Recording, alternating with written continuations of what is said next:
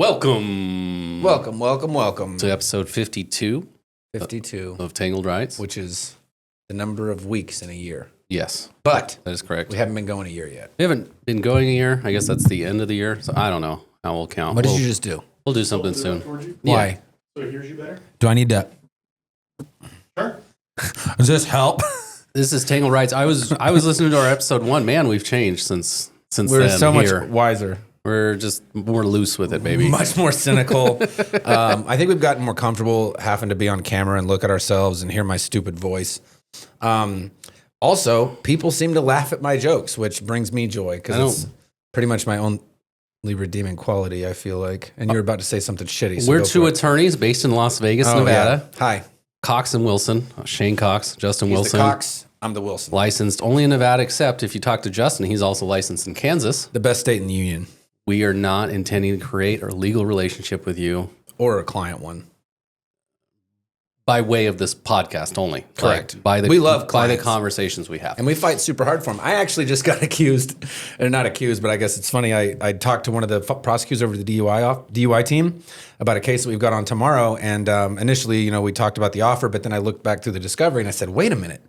The report's super unclear. Like, did they pull her over because she was driving on the sidewalk, which is what I initially thought. But I reread the first line. I was like, it looks like he just pulled her over because she was driving on a street in the university. And he goes, oh, look at you, Scalia, defending the Constitution. And I was like, yeah, bro, it's the Fourth Amendment. Like, we got this thing. And he's like, so he's a naturalized American. He was born in another country. And he said, oh, in this other country, we don't have that. And I was like, yeah, I know. But we do here, and I know you guys hate it because it gets in the way of your convictions, but take a look at it. And what did he do? After our jokes and after our banter, he said, I'll take a look at it. And if you're right, I'll take care of you.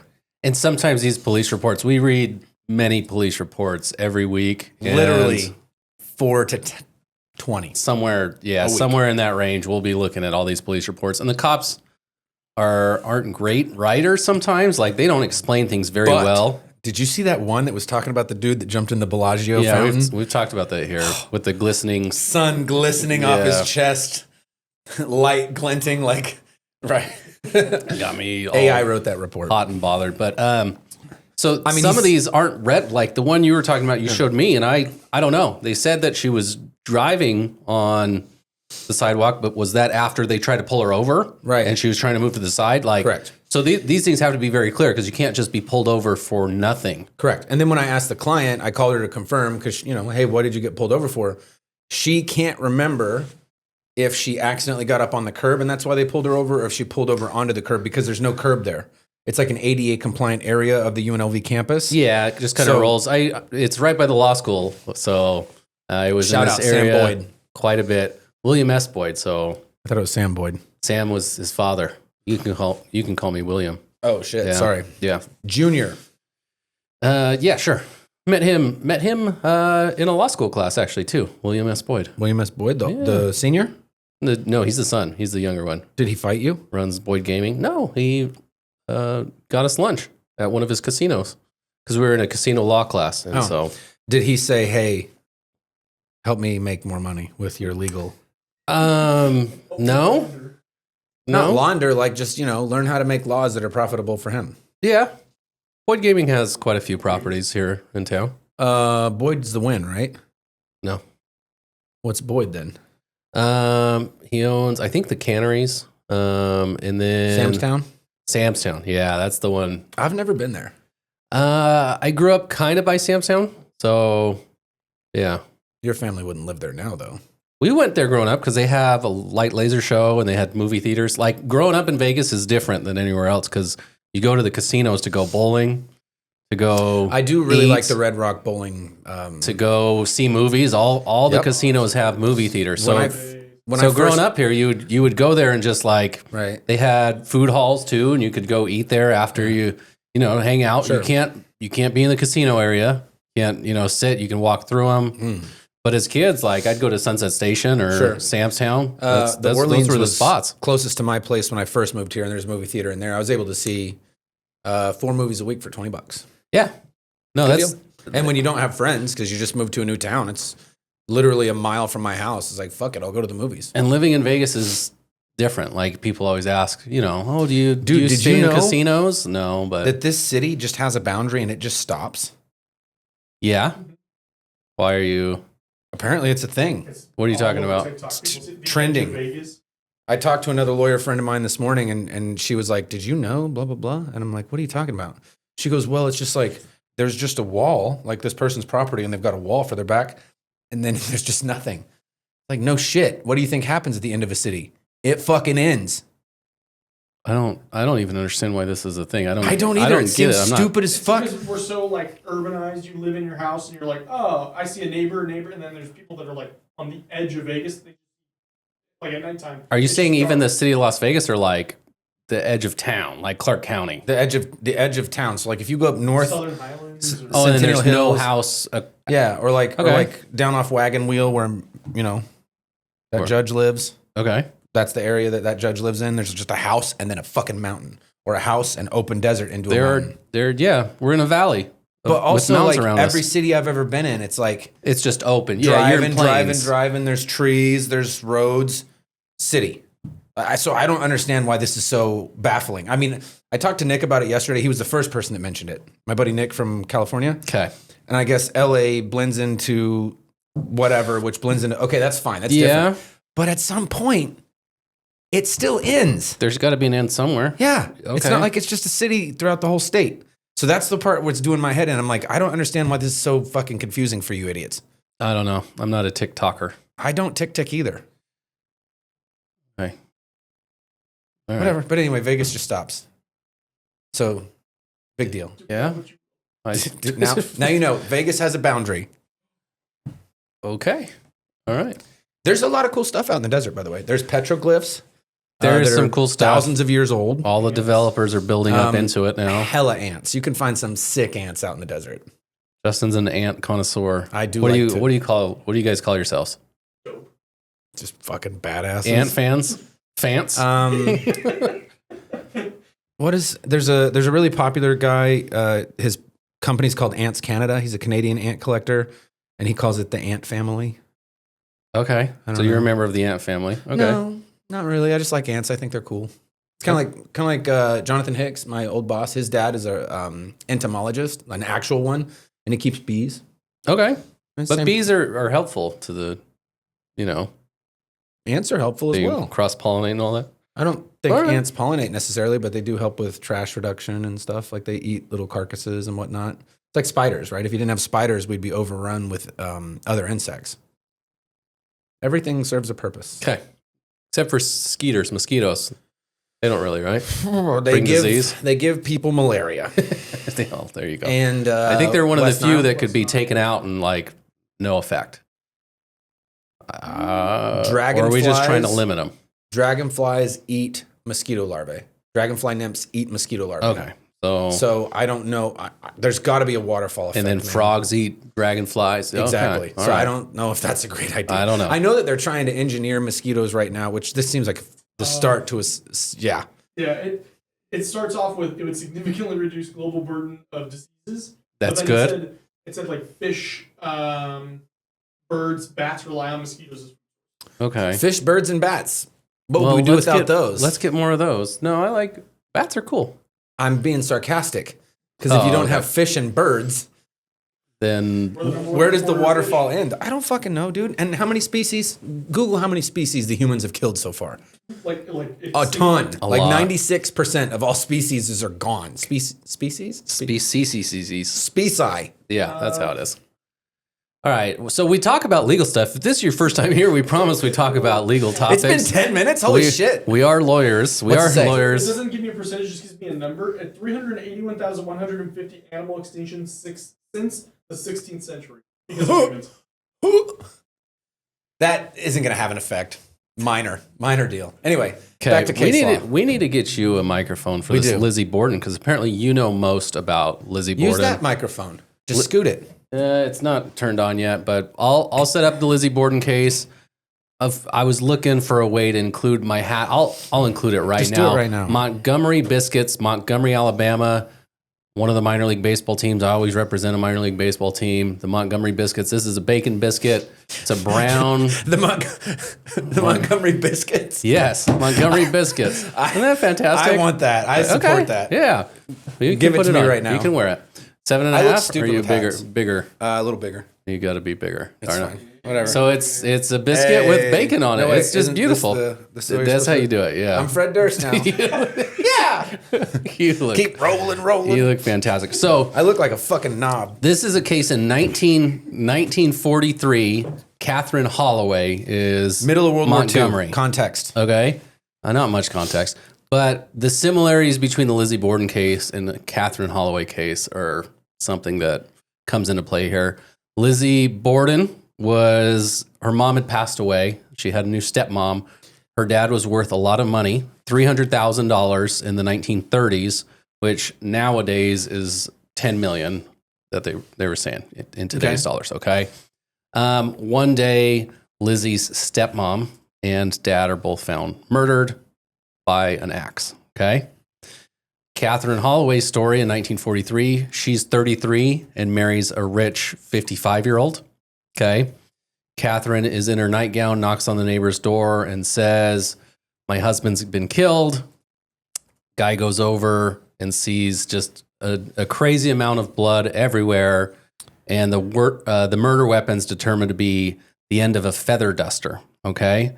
And you commented this to me. A feather duster, I think of really tiny, A little plastic deal with like feather. Well, I think literally. now plastic, but then it would have been wood, right? Turns out it's a baseball bat with feathers on the end. And maybe back then they needed to, use feather dusters more strongly and had thicker handles. When I don't know, dude. Like, I were clean they the house. wood? I clean it. Were they vigorously. It was an animal that went extinct. We hit him with that duster. No. Also, I just Googled it. Not that I thought you were wrong, but that seemed a little high.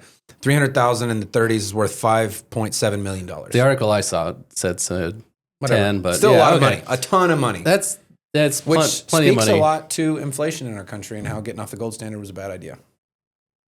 Okay. Well, no. All right. Cool. All right. So Cool story, Justin. seriously. So I wanted to talk about Bacon biscuit. the difference between criminal law back then and criminal law now, because I think you told me. Lizzie Borden and Catherine Holloway were both tried for these crimes. They had some similarities that were outlined in this article that I just want to tell you about, because it's increasingly weird how similar these things are. Both of them were the only known people in the house with the victim or victims at the time of the murders. Okay. Both women had red hair. In both cases, murders were brutal and extremely bloody, but neither of these criminal defendants had blood on their clothes when they went for help. And the time frame that they're talking about when the murders happen and going for help is not a significant amount of time, not enough time to change. Both women are the only suspects. Both women are acquitted. And then in both cases, no other suspect is ever accused or tried in the case. So my question, what I think is, are women at this time not seen in a way of like they could have the ability or mental state to commit murders? Is that part of like the view on women at the time that doesn't allow them to see them as murderers? So I'm speaking from a generalized knowledge, not with anything specific, but I do recall in case law you read, and it talks about things like at the time, I think they still thought when a woman had her period, she was like, had hysteria. Right. Right. Like, so I do know that 1919 was when suffrage passed. Yes. So you're talking 11, 12 years post women being able to vote. I still don't think it's common for women to be outside the house working. There's definitely a socio-cultural context to it where you're going to be viewed as less violent just by nature. I guarantee you that played a factor. And Like it would be absurd to think that it didn't. One of the interesting notes in here that I saw, and the trial transcript is not available to us, but there's some books of some memories of some people That were there, who wrote about it. Right. So what we're looking at is just kind of, the telephone game almost. But one of the notes they had is the the one out of Montgomery, Catherine, she had come over to the next door neighbors in her nightgown, and they pointed out how abnormal that was because women aren't supposed to go out she wouldn't. in their sleeping clothes and their pajamas. Unless there was an emergency. Yeah, unless there's an emergency. So that's part of even, it seems like that's even part of their defense that they wouldn't do this. Whereas nowadays, Don't do that again. everybody goes out in pajamas. And Sure. it's just, that is normal. And we can see from our Please grandparents. bring that back. We can see from our grandparents, or my parents tell me, oh, on Christmas morning, we had to be dressed in like button up shirt and tie to be able to open up our Christmas presents. And life is just different now. You don't it's have not like to that. wear Cookie Monster sweatpants to Walmart is all I'm saying. Please. Or court. Fuck, dude. There was a gal the other day. But that is a good point. And if you're talking about the temporal proximity to the murders, how do you explain that? How do you explain no blood on the clothes, especially if it's a nightgown? I presume it's probably white or light colored. We talked about the Salem witch trials and how it's just like there's evidence, and science have increased, crazy nowadays. Our understanding of science has always been the same. Sure. It is now and forever. All right. Yeah. Flying spaghetti monster. Well, our understanding of science and causes of death and times of when, this bludgeoning happened versus the one on your left side, all that. Right. The timing of these hits would, before it was seemed to be more guesses, like hadn't entered rigor mortis yet. That's a big thing that they do when they're discussing these things. So it's changed a lot. Sure. For the Catherine Holloway case, they described her as being an attractive female in some of the reportings. And there's been so many studies that attractive people do better in trial, have a better chance of winning, whatever that means in your civil case, in your criminal case, your chance of acquittal. We see that in civil, though, like in personal injury. Like in both, yeah. In everything. Whatever winning is in your instance, if a witness is more attractive versus a less attractive witness, they've done studies where they just swap them out and they say the same things. And then, these trial subjects that are being practiced like jurors, focus group jurors will say, oh, I believe the attractive person more. Obviously. I'll rule for them in whatever way it means. I mean, but think about that. The thing with trial that people discount, or I think that they look past a lot, obviously not the great attorneys, but the psychology of all this plays a factor in it, right? Like, that's why criminal defendants, 99, I don't know if I've ever seen one where they are in the jail, or they're in court in cuffs and in a jumpsuit. Ever. They're in regular clothes. In front of a jury. Yeah. Because if you did that, how many times would Grandma Kettle be like in voir dire, well, he's wearing orange. He did it. Why else? Right? And that's just a psychological, it's like, oh, he's in jail clothes. He must have done it. Right? Like it goes up the chain from like fitness. And this is not good. I'm saying it because I've had clients who are extremely fit and dedicated to like physical fitness that get hurt. And then I've also had clients who could probably play a World of Warcraft marathon and not be bothered. You know what I'm saying? Like a lot of Mountain Dew and Doritos. And it's a fact you look at, you're like, hey, when we go to trial, this person is going to get judged more harshly than that person. Yeah. Like, oh, your back pain must be because of this thing, and the insert thing that juror makes up. And so it goes to the criminal cases too, which is why, and again, not saying that I agree with it or that it's good, but you get that stereotype that certain males, when they look a certain way, like glasses and a mustache, maybe a little goofy looking, what do they say about those people? Socially awkward, yeah. They say that they look like pedophiles. They look like pedophiles. Yeah. And you're not talking about anybody specific. No, I'm not talking about anybody specific. To get us sued. So we're getting into the idea that like the perception of a juror, or the perception of a fact finder is based on what they can perceive, which includes the individual, and they don't have the time to get to know them. And the studies on how quickly people make like an impression, 6 seconds, is incredibly fast. Yeah. So it's hard. It takes time to overcome that. If you get the opportunity. Which in trial you don't, because you cannot speak to the jurors. And in trial, like a defendant might not testify ever to even do anything in a case, right? And that might be the better choice because what's behind door number 2, you don't know. It's just a tough one. While you're talking, I wanted to mention we didn't talk about Lori Vallow Daybell last week. Talked about her a little bit. She was representing herself. She had a shock collar on her. They talked about because she needs to look presentable, right? So she can't be handcuffed. So she's able to move about the courtroom. So they gave her a fucking taser collar? So they gave her a taser collar, in case anything happens. Well, she's a 3-time convicted murderer, right? So this is now her fourth murder that she's on trial for. So she has a shock collar, and they did something really weird. Instead of approaching on sidebars, the judge and the prosecution they just and the held defendant, the remote up, and they were like, "You better sit down." They had to sit in their chairs and put on headsets and talk to each other that way. Real weird, right? Like, I've never seen anything like that before. It's but not fucking El Chapo, dude. It's just some chick. You mean to tell me you got bested by a 128-pound little girl? I don't know. What, Mr. Marshall? Well, that is some considerate. We've sat in courtrooms before where judges have to plan around this, right? And say, how many plainclothes officers are we seating where? Right. But for this defendant who is dangerous and has shown some kind of tendencies.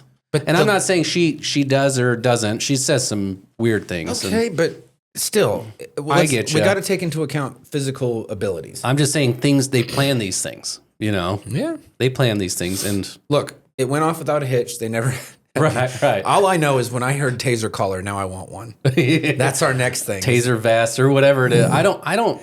Dude, we'll have to look into the actual thing that they had. Do you ever see those pranks where they make them go to like McDonald's to order something and they put a dog collar on them and then randomly they'll zap them while they're ordering? We should do that. Yeah, no, we definitely should. And you're next. That'll be a bet. No, it's whoever wins a bet. I'm winning. Not. I will win. You don't know that. God wills it. And Lori Vallow Daybell going to have another trial coming too. She had another attempt murder. Yeah. Jesus Christ. She had another attempt murder. She's real bad against at her niece's husband or something like that. Who was so? How'd you try to kill him? We'll probably allegedly hired her brother to do like a drive-by shooting, and there were bullets. Yeah, and didn't hit him or something. It'll do it. I don't know all the details. So one of the quotes from this article about Catherine Holloway, who is the feather duster murderer in Montgomery, Alabama, the trial was held on July 21st and July 22nd, 1943.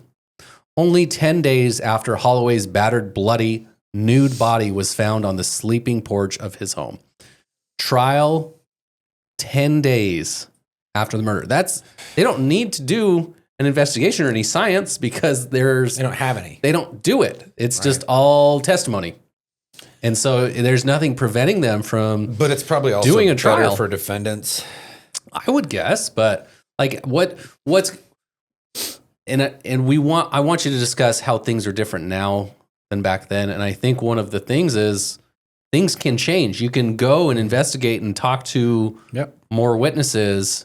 And hey, was there anybody around Catherine that said she had any kind of motive to do this? The prosecution can talk to people, and people's stories can even change over time, or they remember things better, or and that also gets something. Into that. Now we have we have two phases, right? You have the preliminary hearing or the indictment, which is phase 1, and then the trial, which is phase 2. At that time, they probably didn't have a preliminary hearing unless it was like, hey, next day prelim. What happened? Well, we found a dead guy, and she was the only one home. All right, bound over, district court, trial in 8 days. Yeah, maybe that's possible, but so we have procedural safeguards that are designed to have different probable cause determinations to get a case to the district court level. But then we also have, even if you get a speedy trial here, right? Your speedy trial right is statutorily within 60 days if you want it for felonies. So that's 6 times what she got. And that's if you're going fast, which I've only invoked twice. Once was yesterday. I invoked on Reyes. Okay. Because there's a few reasons we believe that it's necessary to do that. And the other time, basically for the same reason. You do it tactically, one direction or the other, but there's nothing else to investigate. It's a witness issue, so he's either going to show up or he's not. And I anticipate he won't. But that murder trial that we were just on, that we got off of, right? Yeah. The self-defense case. Yeah, they're taking their time. They're taking their time. Yeah. We had to try to find experts. We had to do this, that, and the other, follow-up investigation, motion work. I mean, there's a lot of things. Like you go through the evidence, you find an issue with it, you try to exploit it, which is going to kick stuff out. Because I file a motion, they file a reply, an opposition to the motion, and then I file a reply to their opposition, and then we're calendared for, let's say, 10 days later. That puts you 40-ish days, 30 days from the time you file the initial motion to the time you're actually going to be heard. You're going to potentially then have writs. There's all kinds of things that can happen. Is there just so much less crime back then that like they don't have anything else on their dockets that it's like, let's just get this done. So our population, I don't know, let's just look. What was it, 1943? Yes. All right, so let's go U.S. population, 1943. 136 million. So our population was 2.5 times smaller. I don't think that crime was probably per capita less rampant. I think that there's less people. So on the big scale, less crime. But also I think that because they didn't have Ring cameras everywhere and people weren't constantly on their cell phones recording shit. Sure. If you didn't get seen, you didn't get caught. So how many crimes in 1943, how many murders, let's say, went uncharged versus how many murders in 2024 went uncharged? I bet you, even with the lower population, 1943 was higher. Yeah. Okay, this guy that I've never seen That's before. how they dealt with, issues too, Right. was violence. Well, I mean, I don't think we've got any more civilized since then, for sure. No. I don't think we were any more civilized back then. That's what I meant to say. To where we're going to use our words instead of our fists or our, guns or knives or whatever. Plus, at the time, you had arguably some much more serious social issues going on, right? People were and we're in the middle of World War II. Yeah. That was when Korematsu was happening. So you've got the Japanese being interned. You've got probably some hatred towards German Americans, which there's a lot of German Americans. There's several parts of the North Midwest, Wisconsin, Michigan, that are like literally German communities. That's kind of where they, when they immigrated, they came from. So and plus then the racial stuff, Jim Crow's still going on. Oh yeah, civil rights especially movement hasn't in Alabama. happened. Wherever. I'm just saying, I cannot imagine a universe where there's less crime, but you also have like a value system change, right? Back then, were people more trustworthy or more honorable with like what they would do with what they say compared to they are now? I mean, my vote would probably be yeah, right? I don't know. It's kind of one of those amorphous things, but Morals it's definitely have changed too. Yeah. Yeah. I mean, we have so many more cases, the procedural protections now. Yes. Which is why you can't get to trial in 10 days. We have public defenders now, not just people representing themselves. Yeah. Getting railroaded. Yeah, for sure. So, I don't know. It's just it's kind of a nutty thing when you think about it. And it is apples and oranges, even though it's the same country, because it's just so different. The house where this murder happened in Montgomery is now a ghost site that people go see. That people say there's over here. There's voices in there. Yeah, but like they changed the street number even to try and avoid it. Ghost Adventures needs me. Yeah. I will literally crawl under a house and get wrangled by a ghost. I don't care. She's already done it. I'm just saying, I'll do that too. So for this one, for the Montgomery one, I'll tell you the Montgomery one with the husband. There are reports that she did admit that she actually did commit the murder, but it was kind of a rationalized because he had been beating her in their 9 months of marriage. So kind of a battered spouse, before battered spouse was even really a thing. And it was 12 men on the jury. 12 men on the jury. Yeah, crazy. And this has, I would presume it's all white men because 12 white men. They didn't allow. I don't think they allowed black men to serve on juries at the time. I don't think so. I would guess that I don't know, dude, because at the time, I do know that black men were serving in the military at that point. They were allowed to be pilots. They were allowed to be officers. Okay. And yes, there were still, I'm not saying that it was perfect yet. Well, this is the South, too. This is not even perfect the now, generalized military. Yeah, no, generalized military. But like at the same time, like, I don't know, maybe not. This is the South, Montgomery, Alabama. Very tough race relations there. For sure. in the it gets back 1940s, into right? I mean, isn't that Jim Crow, like, or was Jim Crow earlier? I don't know. I do know that, like, it was Rounds. before the civil rights movement, squarely, like 20 years before. Yeah. I don't even think loving had been decided yet. So at that point, you couldn't even have interracial relationships. Yeah, I think loving's a 19. Well, that's Virginia. That's a Virginia specific law, but I think that would have extended into Alabama. Loving was a Supreme Court case. Yeah, but out of a Virginia. For sure. But I'm sure state that law. Alabama had the same. Yeah. What was it called? What's that called? There's a word for it. And it's not interracial marriage. It's something else. The word that they use is like, I don't know. I don't remember. But anyway, the point of that being, it's possible that it was just white dudes, but I would imagine at that point, on paper at least, black people or black men were eligible. So yeah.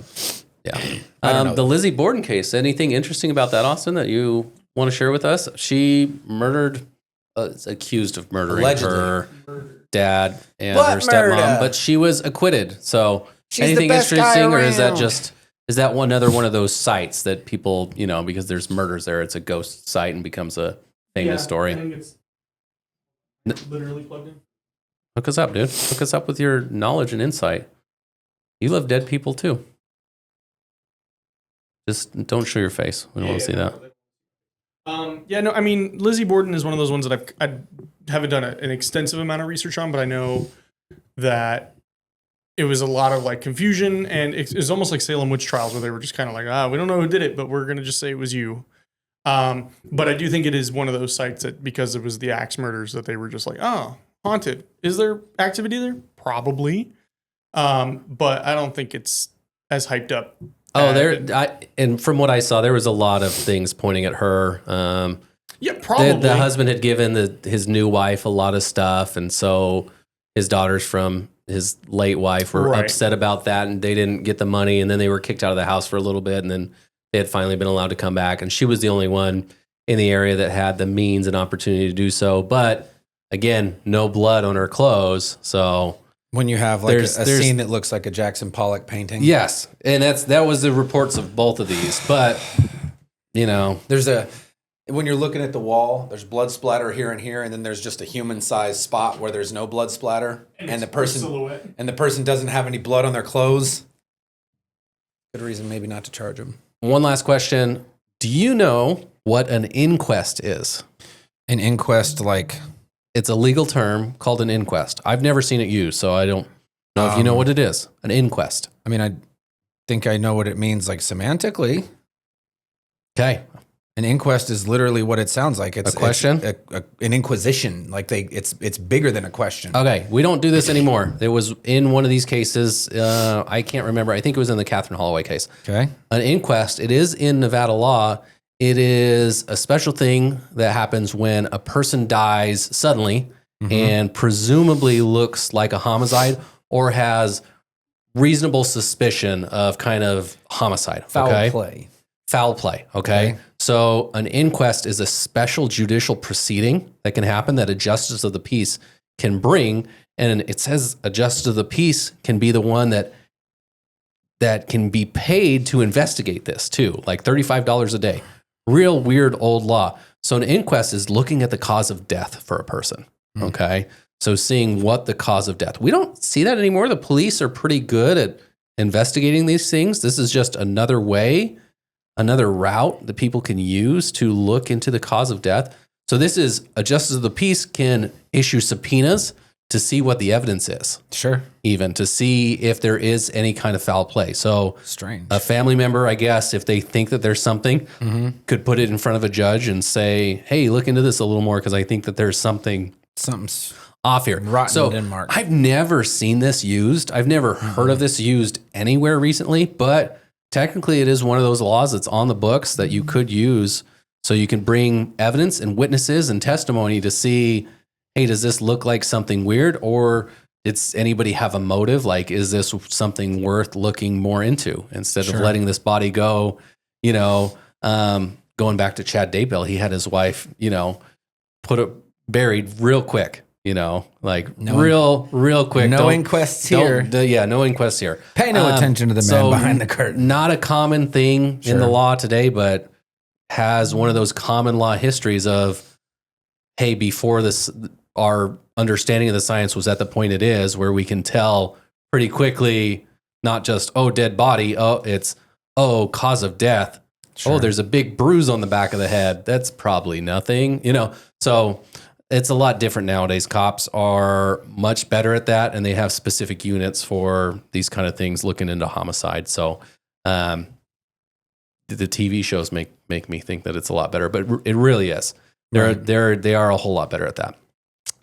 The big story I wanted to get into today is this Curtis Flowers case. I want to shout out In the Dark, Season 2 podcast. Check it out wherever you get your podcast. Like I said, storytelling and podcasts are always wanting you to feed into what they're telling you.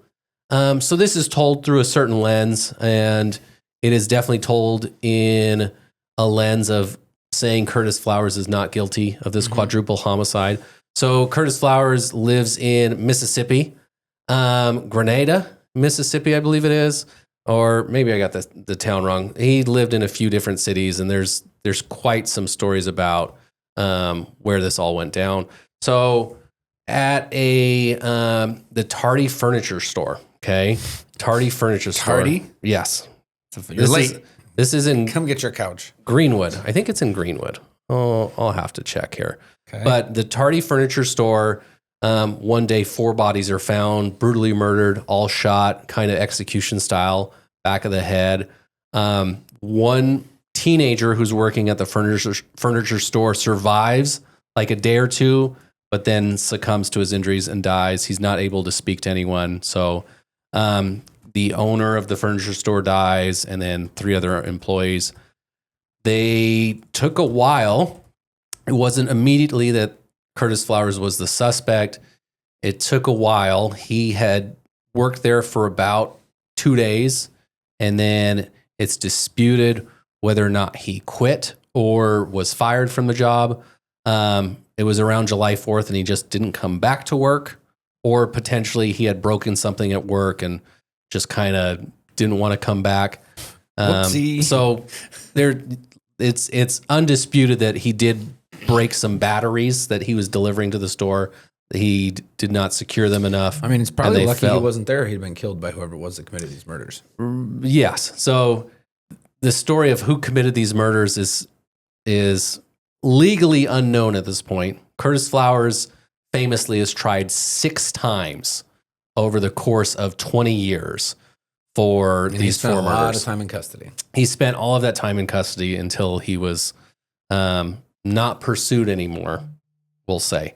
So the story tells it like it's a story of Curtis Flowers versus the prosecutor, Doug Evans, because the local prosecutor, the local DA for the county, is the one who does every single one of these 6 trials, okay?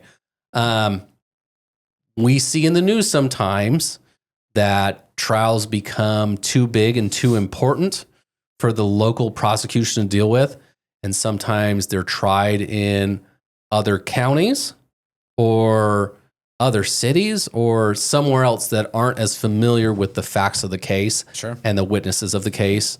And that became a huge question because there were enough cases where one of these the last one successfully went up to the U.S. Supreme Court, and they granted certiorari and actually decided this case. Did I say it right? Did I say it right that time? No, say it again, though. Certiorari? Certiorari. Yeah. It's one of those words that you can't say and not sound hammered. This guy's never had alcohol touch his lips in his life. Yeah, that is certiorari. Certiorari. Let's Google it. Well, I always thought it was certiorari. Certiorari? It's like a weird sound. Certior. Yeah, well. ARI. I spelled it right, though. Let's see. You're smarty pants. Hold on. This is what? Certiorari. Damn it. Hold on. I said it right then. Hold on. It wasn't done. Certiorari. Certiorari. I think I said that. I got perfectly. A Glock in my Rari.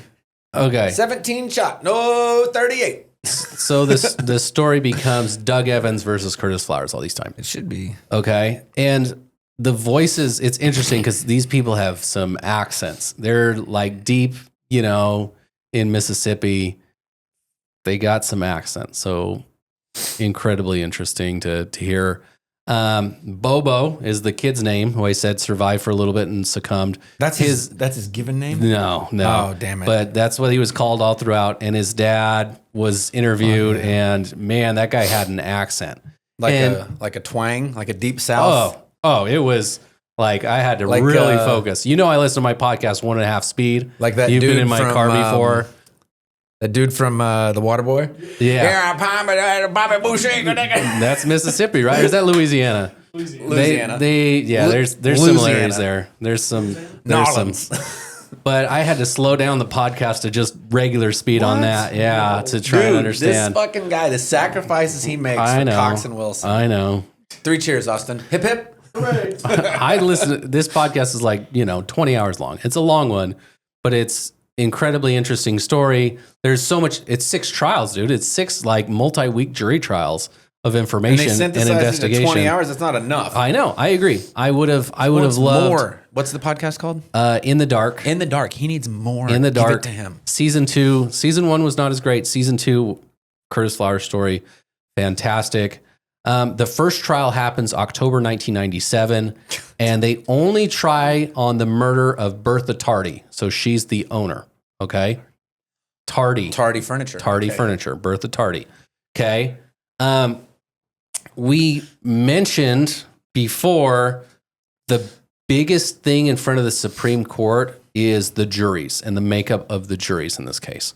Okay. Oh, that's the biggest issue they have in this case. That's the biggest issue that the Supreme Court has to overturn his last convictions. Okay. So Batson, tell us a little bit about Batson. So in Batson, the prosecution did some unscrupulous things that made it to where they had a jury that was favorable on racial grounds. Yes. And the historical sense of all of our cases is usually black versus white. That's typically a lot of the U.S. Supreme Court history. With race stuff anyway. Our country has a lot more Hispanics now, so certainly this applies to all kind of minorities or any majorities. Any kind of protected class. Race, that's what it is. Race, gender, religion. Race, religion, sexual orientation.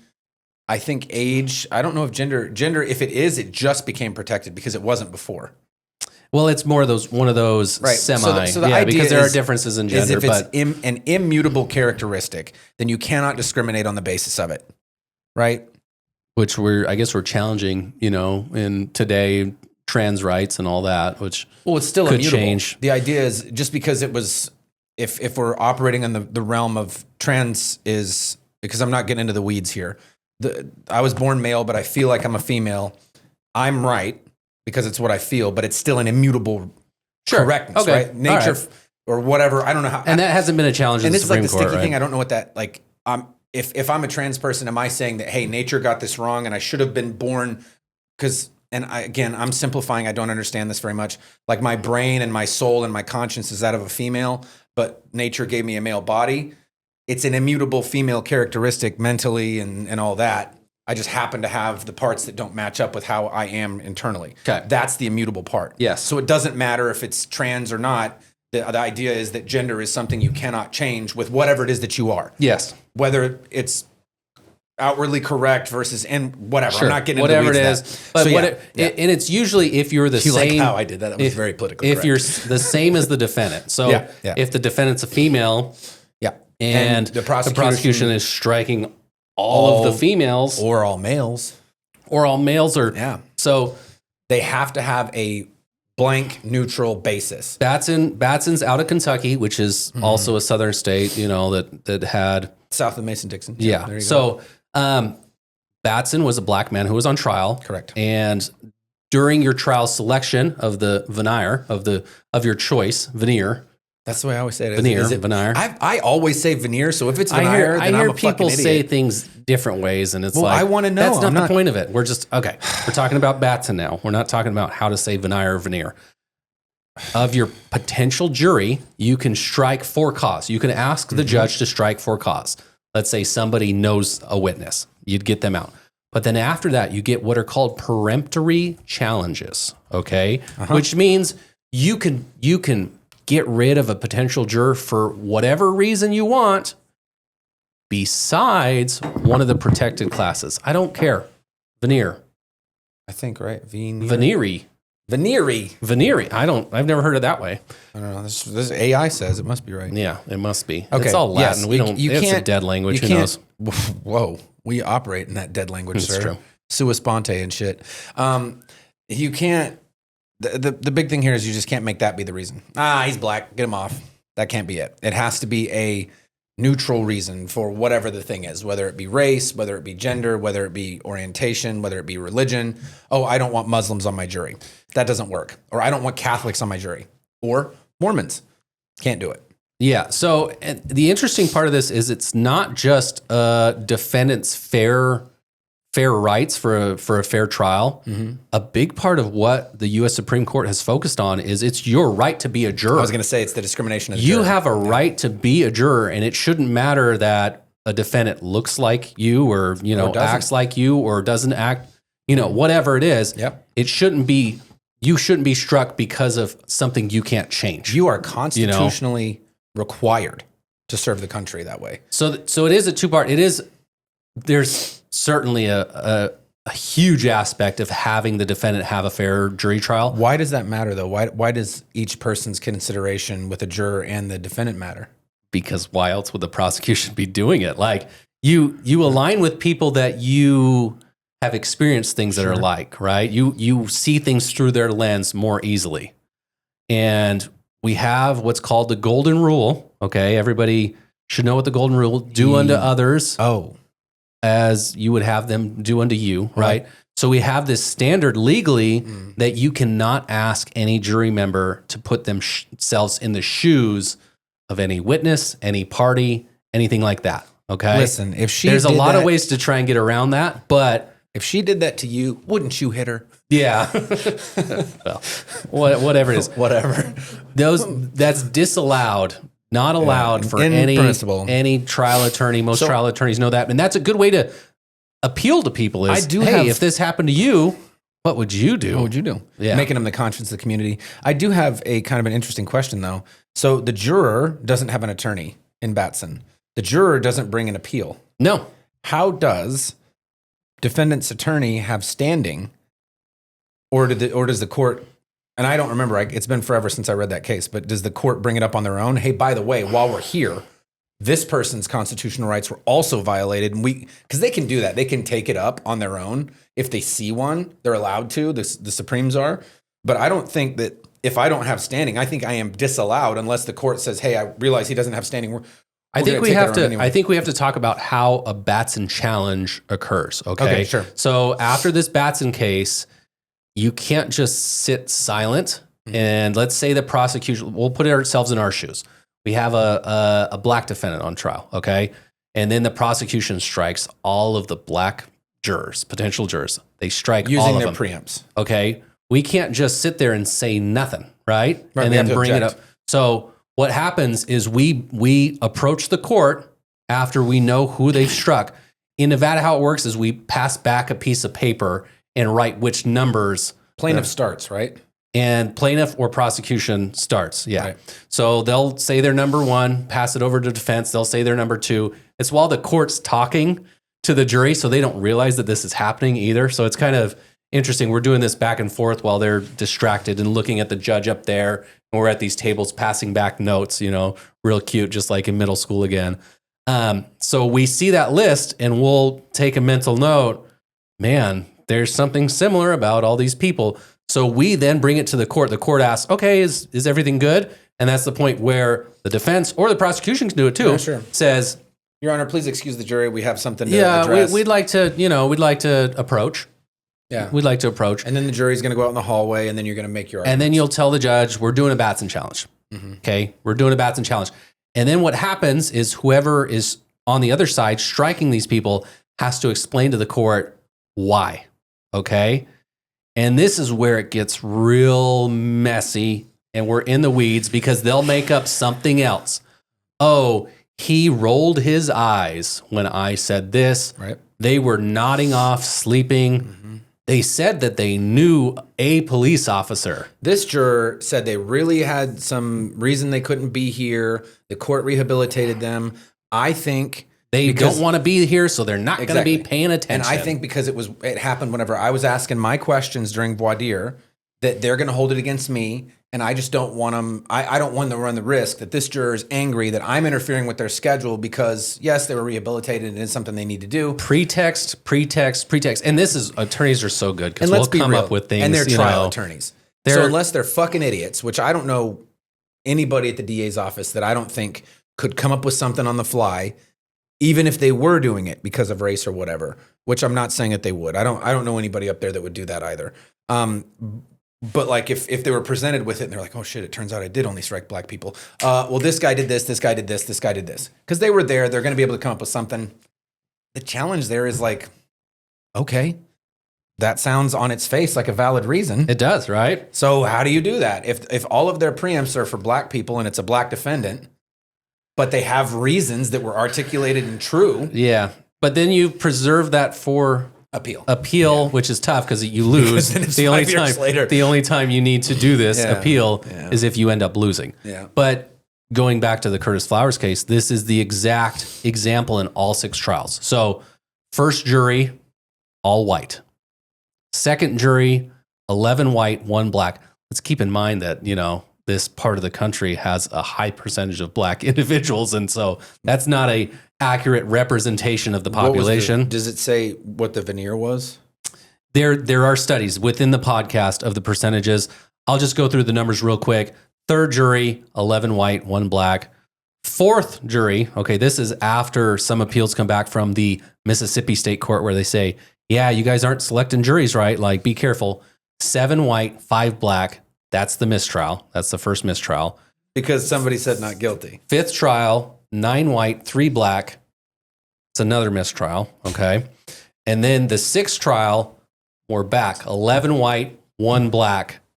That's another guilty on all 4. And he's sentenced to death through some of these 2. That's a part of the jury decision making as well. So we see the ones that have at least 3 black members of the 12. Those are both mistrials. And the 4 trials that have 11-1 or 12-0, those are convictions. So this becomes incredibly interesting because I wish they would have done the first trials in 1997 and the last ones in 2010. Okay. So this is a 13-year stretch. Sure. And then after the last trial, there's appeals that go up through 2019. Okay. Because there's an appeal to the Mississippi Supreme Court that's 2014, 2017. There's parts to it. And then it finally gets to the U.S. Supreme Court in 2019. I wish they would have done one that was 11-1 or 12-0 black to white. Yeah. Just to see. I mean, because we've got all the other numbers. We've got the left and the middle. Now let's get the right side. Well, and 9-3 is 7-5's the closest, I guess, right? It's still not 50-50. 7-5. Hey, and guys, all the votes. Guys, we need you to stop being racist. All the African Americans voted to acquit in these 7-5 and 9-3. That's why I wish it would. Just one, I would love to see it in a petri dish to see what would have happened. Yeah, and this is this guy's life, right? This is his life, and he's arrested in 1997, crazy. And then he's pending charges still. After this amount of time, because statute of limitations on murder is forever. Forever, yeah. So after the final case, it is handed to the state, the attorney general, and the attorney general announces, we're not going to be pursuing charges anymore. So his original case gets dismissed, and the shit thing here is there's no recourse for him. He did get payment for being wrongfully convicted. Did he? Yes, he did. So Mississippi had a statute of a per year amount, which is $15. It was like $25,000. So he's getting the maximum amount, $500,000, which is good enough. $50,000 per year over 10 years. He can start his life over, but that's not. Well, he moved. He moved to fucking good. He moved to another state because a lot of the white people in the community. Bobo's dad was one of them that said, I'd kill him if I found him. So he moved out of state to an unbeknownst location that's not publicized. Is that $500K taxed? It better not be. I don't know. I guess it better not be. You better look into that. We didn't really get into the facts of the case. I'll go into the facts a little bit. Some of the people said that Curtis was a weird guy, and that was one of the facts. One of the people who died, her husband came and testified that she said she was afraid of him, was one of the things that they looked at. One of the big parts of the case was there was a Fila Grant Hill shoe print, okay? That was within a certain size, and they found that shoebox in Curtis's house, but not the shoes. There was not really any other suspect. They explore one throughout the podcast. I don't think it's a very strong one, personally, my personal opinion. So there are some facts. There's some people that testify that they saw him around the area of the time of the murders, which is not by his house. There's not really a fantastic alibi except for his girlfriend, which that was kind of sketchy. He's a nice guy. They focused on that a lot. He's saying gospel music. Has no history of violence. Has no history of violence whatsoever. But so just one day went off the rails and murdered 4 people. In a very systemic way too, to be able to have 4 people, no one being able to leave. They're all kind of execution style. So they're all kind of succumbed or kind of cornered in an area where they're not able to run off. There's no evidence that shows that they were fleeing or anything like that and shot as they're running away. So he had a lower IQ. He wasn't very intelligent. His IQ was 90, something around there. That sounds pretty high. That's way higher than mine. For him to plan something like this was a question. So there's facts against him. There's facts that cut against him. There's some people that said that they saw him burning some stuff behind his house right after. Fact, it's Mississippi and he's black. Yeah, that came out to be a big factor. So this is certainly one that people should listen to. I'd recommend this podcast greatly. Yeah. It's interesting because they interview a state Supreme Court justice that even is for, hey, they violated his rights, redo trials, who they're like, well, 6 trials, isn't that crazy? And his answer is what I kind of think now, studying the law, that's how the system works. That's how it's working. Is getting another chance over and over to be acquitted, as opposed to getting the death penalty. A hung jury is not an acquittal. There's a lot of people who thought beyond a reasonable doubt you committed these murders. So there's never a time where he's actually acquitted in front of a jury. And who did these murders is the other question. And when you're family of a victim, it's so easy to point the finger at somebody. You want somebody to blame. He's arrested. He did it. He's arrested. He did it. Or my wife felt uncomfortable around him, so I know it was him. Yep. Anytime. So it is a convenience thing. Woman feels uncomfortable. Maybe we'll revisit this again some more because there's so much more. But hopefully he doesn't have to revisit it. No, they won't pursue charges. They announced. Dude, so could you imagine that feeling? It was dismissed with prejudice, I'll say. So that they feeling they can't whenever bring it again. You're getting ready to hear a verdict and you had to do that shit 6 times. I can't even imagine. Bro, doing that once on my biggest case so far, even though we have a murder trial now in July, which is going to be exciting. Knox, double murder. I can't imagine how that feels. Yeah. And then his mom died while he was in custody, wasn't able to go to her funeral this COVID time. So there was no question that he was going to be able to be released. So there was a lot of, there's a lot of things that pull your heart if you're thinking, okay, he's not the one that did it. And that's how they go into it. I leave like asking questions. I don't know. In the spot I'm in, I don't know. I don't think anybody ultimately ever really knows. And it's one of those things that I'd love to just go back and see the video of who done it, Who is this? Who's responsible for this? How would you feel if it turns out it was him? Yeah, and that's the question.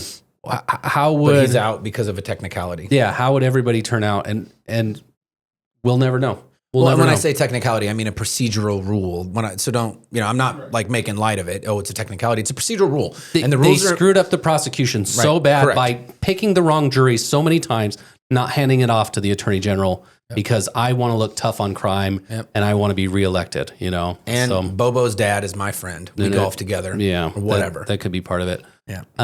We'll move on. Yeah, go ahead. As a prosecutor, I had shit like that. I remember... Kenny Folsom. He gave me my first sheep when I was a kid to show for 4-H.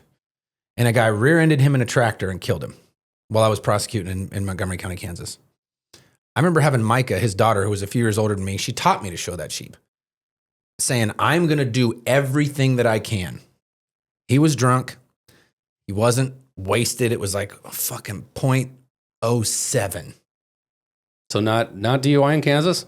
Not DUI. It's not over .08. But there's other. Do you guys have? We have other ways. There's a catch-all. There's a catch-all. But DUI death, way more serious, right? Yeah. 100%. But there were issues with it, and we're pushing as hard as we can. And I definitely took the case more seriously because of who it was. A relationship. But I knew him since I was 6 years old. Yeah. How am I not going to defend that? And then I'm thumbing through evidence, and like the name rung a bell, but I was like, I don't know. And then when I saw him squished underneath that tractor, and I'm like, oh fuck. And then I have to call my dad and ask him if he knows. Hey, did you hear about? And it's not like I'm trying to betray that, but it's as a community member. Hey, did you hear that? What happened to Kenny? I don't know, man. It fucking sucks. It's a shit position to be in. I can tell you that, especially in a small community. Yeah, which that is, and his house, his farm was 10 miles from my house when I grew up, right down the road. And there's maybe 8 houses between them. So he's our neighbor, for all intents and purposes. So it's just a weird it's a different dynamic that people don't understand when they're not from a small place. So I think it's worth talking about or whatever talking about. Yeah. This next one is how much time do we have? A question. We're done. Listener question though. Oh, okay. This one will come up with something we were talking about this week. If I accidentally shoplift something, can I still get in trouble? Yes.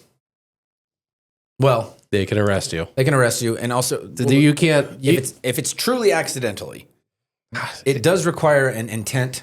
How do you prove that it was accidental? That's the question, and the cops aren't going to believe you. The cops just are not going to believe you. There's a unless you're sons of their friend. Yeah, and they know you from you from church or something like that. I don't think they're going to believe her. There was a kid in my high school who was like one of the more wealthy families. Like his mom had a good job, his dad was whatever. They had a ranch, and he went to Walmart to get school supplies. I want to say it was like his freshman or sophomore year, and he'd picked up a pair of sunglasses and stuck them on his head while they were walking around. It still had the tag on it, and as he goes to walk out with like $300 worth of shit, because him and his 2 older brothers, they had bought like the binders and the glue or whatever the fuck it is you need for the year. Sure, they nab him up.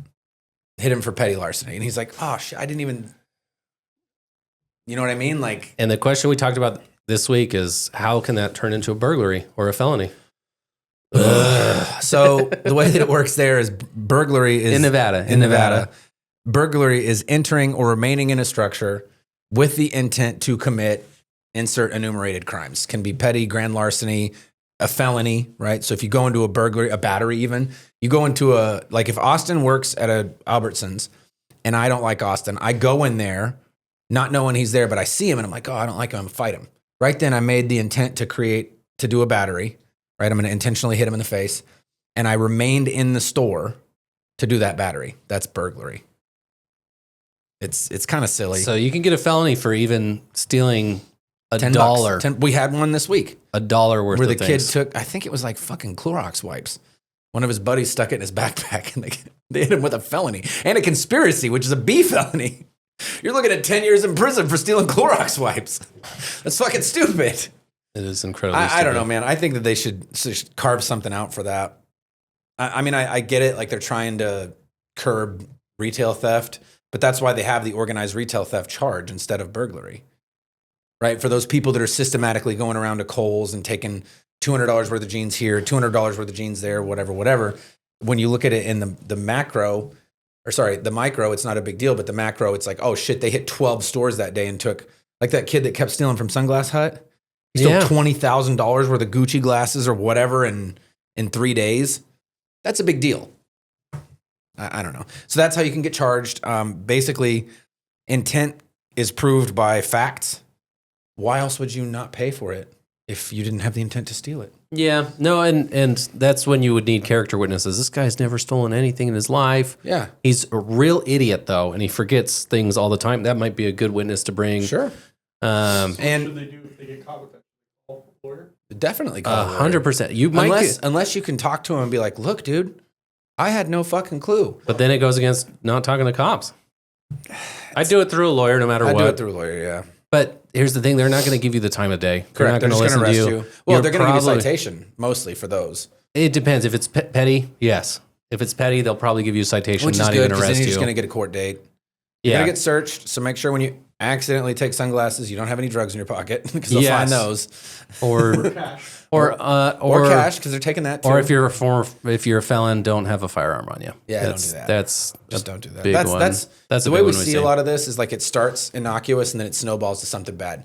Traffic stop, pull the guy out of the car, pat him down. He doesn't have his driver's license. So they pat him down initially. Nothing happens. They're just like, hey, we got you for not using your turn signal. I need your license. Oh, I don't have it. You don't have it or it's not valid. It's not valid. Okay, well, we're going to arrest you now. Search his pockets, find cocaine. Then get in the car, find a gun. And he's previously convicted of a felony that started from a turn signal. Use your turn signals. And if you are riding dirty, which I don't recommend, car's good, insurance good, registration valid, driver's license. If you get pulled over, hands at 10 and 2. Here's my registration. I don't consent to searches, and I'm not going to consent to answer any more questions. That's it. There's your advice for the day. Goodbye. Thanks for listening. See you again soon. Peace. Appreciate all 12 of you.